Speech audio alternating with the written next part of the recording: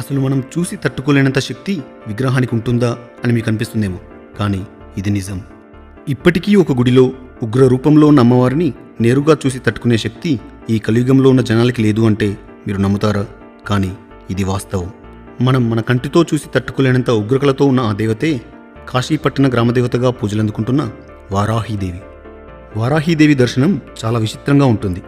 మీరు అమ్మని దర్శించాలంటే గుడిపైన ఉన్న 2 కన్నాల నుండి చూడాలి.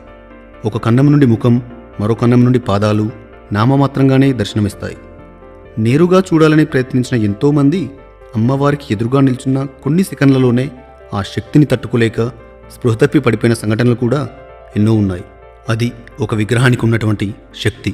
అసలు ఈ మంత్రాలు, పూజలు నేను నమ్మనండి, నాకు తెలిసిన ఆ 4 ముక్కల సైన్సే అంతా అన్న వాళ్ళ కోసం రాబర్ట్ పావ్లెటా అనే సైంటిస్ట్ సైకోట్రోనిక్ జనరేటర్ అనే కాన్సెప్ట్ మీద రీసెర్చ్ చేశాడు.